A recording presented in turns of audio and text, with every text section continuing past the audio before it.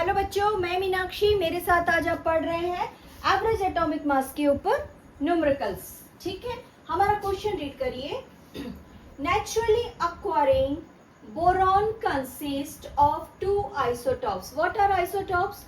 Isotopes हम उनको बोलते हैं जिनका एटॉमिक मास कैसा रहता है बच्चों? डिफरेंट रहता है of the same element whose atomic masses are 10.01 and 11.01 atomic mass of natural boron is this। देखो, ये जो atomic mass of natural boron बोल रहा है ना, ये हमको क्या बता रहा है? ये बता रहा है एवरेज एटॉमिक मास। और ये क्या बोल रहा है बच्चों? ये बता रहा है ये दो अलग अलग आइसोटॉप्स के एटॉमिक मास है। Calculate the percentage of each isotope in natural boron. Natural boron means समझ में आ रहा है आपको? ये जो अर्थ है ना, अर्थ में दो बोरॉन मिलेंगे आपको, टू टाइप्स ऑफ बोरॉन मिलेंगे। पहला बोरॉन हमको मिल रहा है बच्चों 10 वाला, और दूसरा बोरॉन हमको मिल रहा है 11 मास नंबर्स वाला। ठीक है, हमको ये दोनों के दे दिया है एटॉमिक मास और साथ में दे दिया है एवरेज एटॉमिक मास। हमारा फॉर्मूला क्या कहता है? हमारा फॉर्मूला कहता है average atomic mass equals to समन लगाएंगे बच्चों, और ये रहा हमारा फ्रैक्शनल अबंडेंस और ये रहा हमारा एटॉमिक मास। यही था हमारा फॉर्मूला।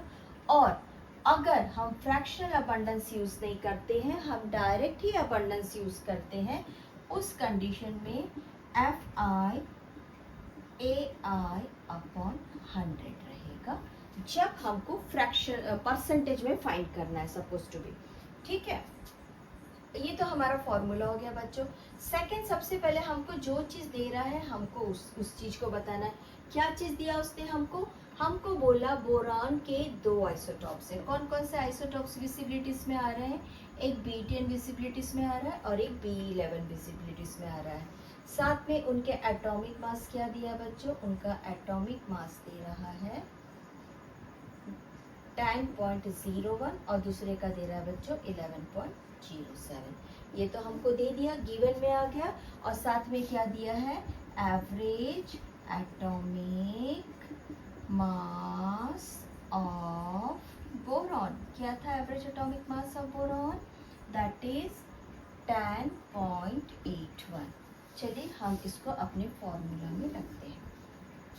सबसे पहले हमको ये पता करना है कि ये वाला जो बोरॉन है, अगर ये वाला B10 बोरॉन हमारे इस पूरे अर्थ में सपोज टू बी X है, तो हमारा दूसरा कितना होना चाहिए? हमको फाइंड किस में करना है? मैंने अभी बोला था 100 मीन्स परसेंट है, तो दूसरा कितना होना चाहिए बच्चों? सीधी सी बात है, 100 - X होना चाहिए।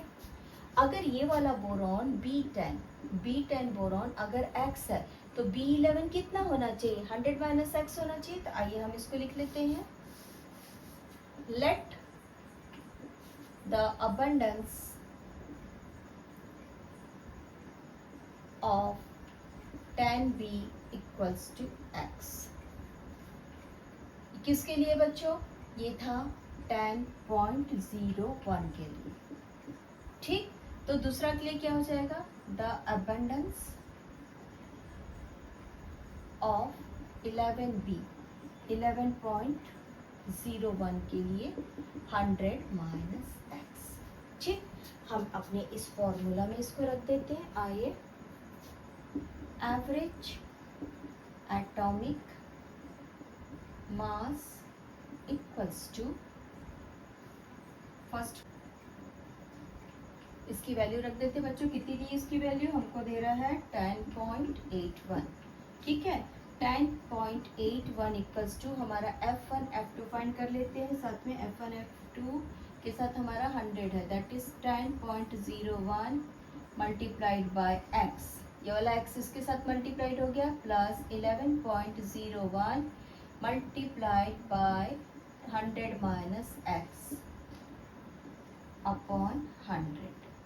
ठीक है, ये इसके पास आ गया बच्चों, तो ये हो गया 81, डेसिमल्स हट गया, इक्वल्स टू ये हो गया 10.01 X प्लस 11, ये इसके साथ मल्टीप्लाइड हुआ, that is 0.100 minus 11.01 x x को एक जगह करते हैं और इन दोनों को हम एक जगह कर लेते हैं। तो ये रहा हमारा 11.01 x minus 10.01 x equals to 1101 minus 1081।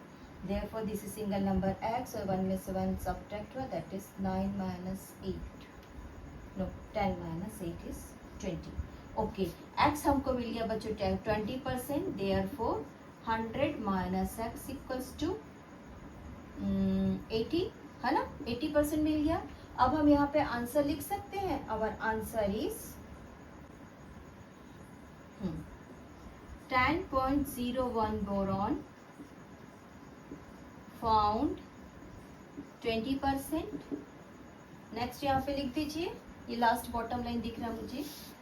Next कितना बोल रहा है बच्चों आंसर में, 11.01 बोरॉन फाउंड 80% इन नेचर।